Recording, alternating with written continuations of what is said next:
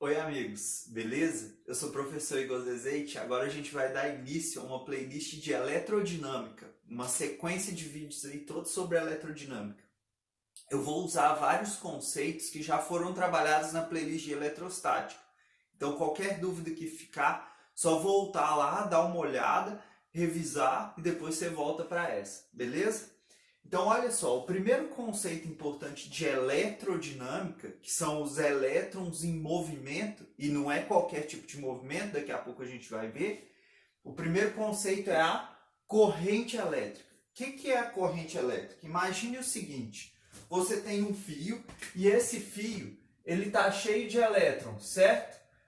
Tem prótons e nêutrons também, mas aqui eu vou considerar só os elétrons. Por quê? Porque os elétrons eles estão livres. Então, o que me interessa agora, o meu foco de estudo são esses elétrons. Eles podem se movimentar, eles podem trocar de núcleo com facilidade, eles não estão presos a um núcleo específico. A gente chama eles de elétrons livres. Então, olha só, se eu pego uma placa e coloco aqui, desse lado, e essa placa ela está eletrizada positivamente, ou seja, ela perdeu elétrons, ela vai ficar com carga elétrica líquida positiva, ou seja, prótons em excesso. Na verdade, são elétrons faltando. E eu vou colocar do outro lado desse fio uma plaquinha que recebeu elétrons. Essa plaquinha que recebeu elétrons está eletrizada negativamente. Beleza? Você concorda que a placa positiva ela tem um potencial maior? Então aqui é um potencial maior. E a placa negativa ela tem um potencial menor.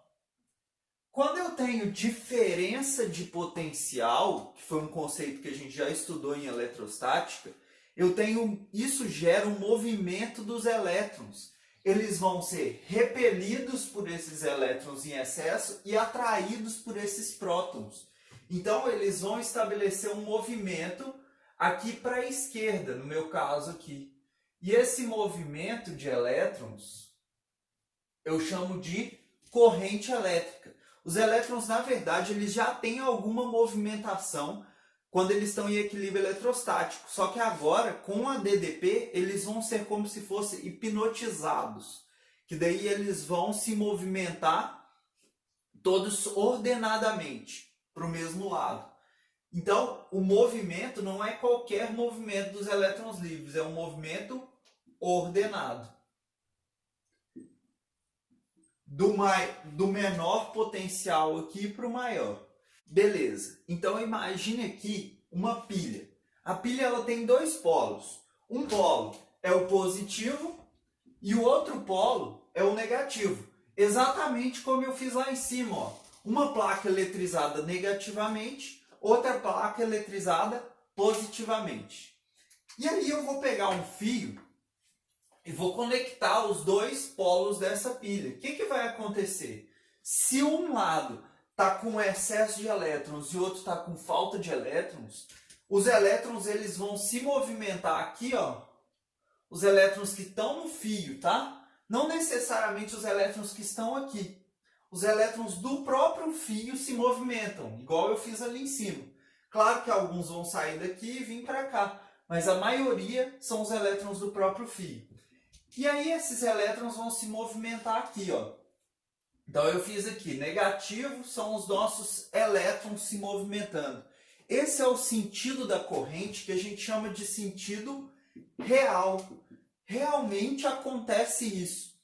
Mas antigamente o pessoal não sabia quem que se movimentava, se eram as cargas positivas ou se eram as cargas negativas.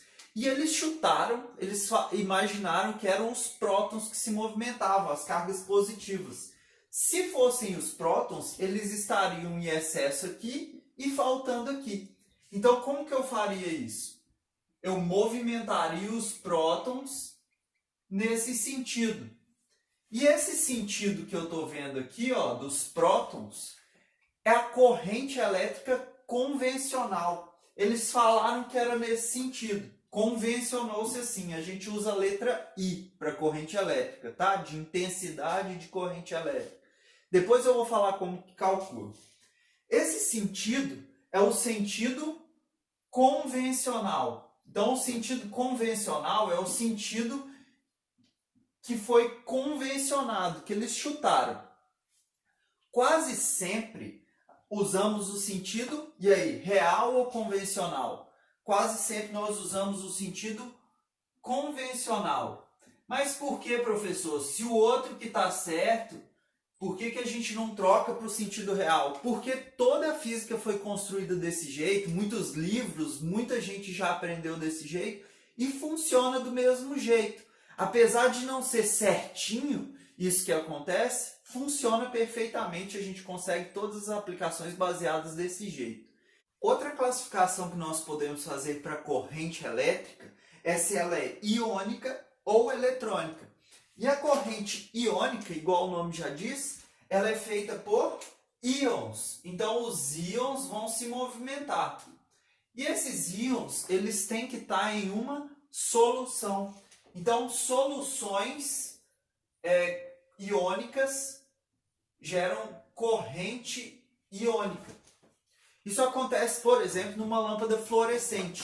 Aquela lâmpada branca, comprida.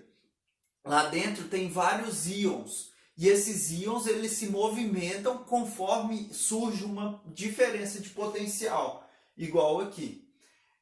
Também temos a corrente eletrônica. A corrente eletrônica, o que o nome já diz? É uma corrente de elétrons. E essa corrente de elétrons, onde que ela costuma acontecer? Onde que eu acho os elétrons livres? Os elétrons livres eles estão nos condutores. Então, geralmente, a gente vai observar uma corrente eletrônica em condutores. Por exemplo, o mais usado de todos é o fio de cobre. Você tem uma borracha com um fiozinho condutor no meio, que é o fio de cobre, e esses elétrons livres vão se movimentar. Beleza? Na próxima aula eu vou falar um pouco sobre como que a gente calcula essa corrente. Certo? Não perca, fique comigo nos próximos vídeos e tudo de bom!